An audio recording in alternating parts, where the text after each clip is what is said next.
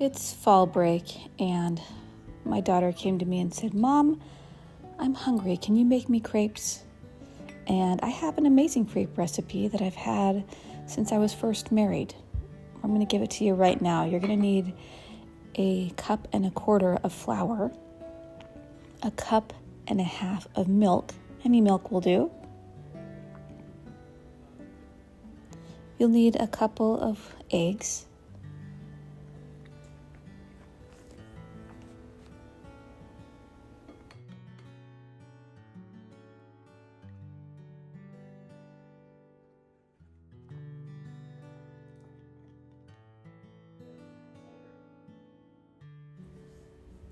You'll need a teaspoon of vanilla.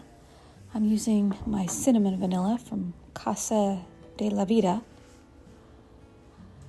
Pinch of salt or two will also go in here. And I'm using my immersion blender, but you can use a whisk, anything you have. And I'm just going to get this batter as smooth as I possibly can. I've actually never used my immersion blender for my crepes, but knowing that I need this batter smooth, I'm just going to use it, see how it does today.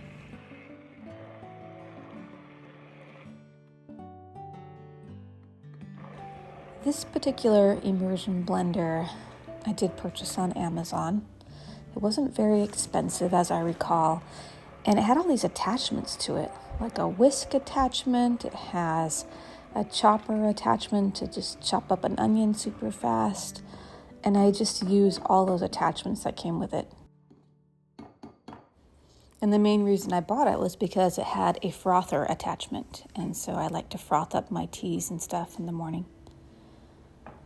I'm adding about a tablespoon of coconut oil, melted coconut oil. In Arizona, it's always hot in the summer coming into fall season, so I don't have to melt mine in the microwave, but some of you will. All right, we're gonna make these crepes on a nice heavy-duty flat cast iron pan, but you go ahead and use whatever pan you have. I've got the batter close by here.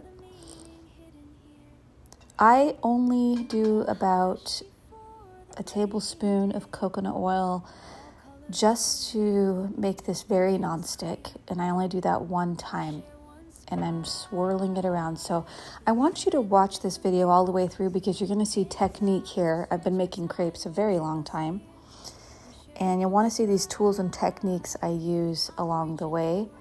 Even though you have the recipe now, watch how I do this. I'm using a ladle, and I use a very hot pan. I don't pour this on when it's a kind of a cool to warm pan. I make sure the pan is very hot.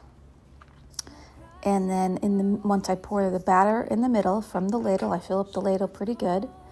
And then I start in the middle and I start swirling towards the edges with a very light pressure. And when you have a hot pan like this, it really doesn't take long to cook those up. 1 minute on one side, 30 to 40 seconds on the other. Light pressure. I give it just a second to kind of get settled in the middle there. And then I start working my way towards the edges with that batter.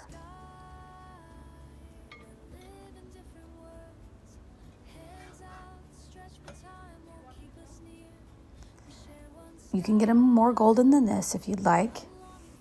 I just basically do it until they're cooked up just so. And while one or two of these is cooking up, and on a pan like this, I only can make one at a time, but they do cook fairly fast, and I'm only making them for a couple people. So if I was making them for a big crowd, I'd probably want a couple of these pans going or something else, a big old griddle possibly. Make some smaller sized ones. And this is just right for us. And while you're cooking up a few of these, I would be getting your toppings ready. We like homemade jam. I have a good raspberry or strawberry jam right now in my fridge. And we also like pure maple syrup and some good grass-fed butter, like Kerrygold butter. And I like to make my own cream. So as you can see, I'm using the whisk attachment now. It's a little splashy coming out of that bowl. You'll want a bigger bowl. And this was pretty much my biggest bowl, so that's why I'm using it. But I found that this immersion blender really whisked that up super fast. We're adding a little bit of vanilla to this heavy whipping cream. And it's cold, coming right out of the fridge, cold, heavy whipping cream. And I'm just adding just a sprinkle of stevia powder. You could use powdered sugar. Really just whatever you have as a sweetener is fine. Honey would be great. I even have some date syrup. I just do about a teaspoon of that. And this really came together super fast.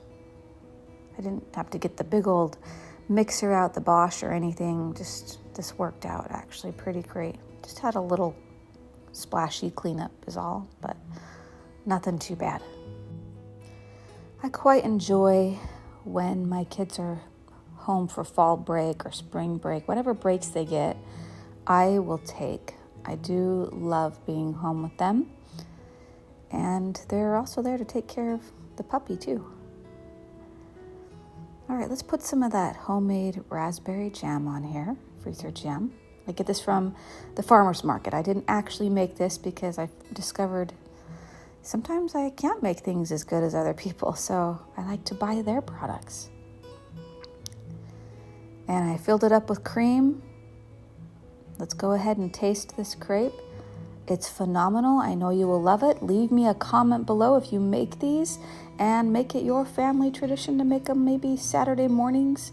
Once a month, your family will love them.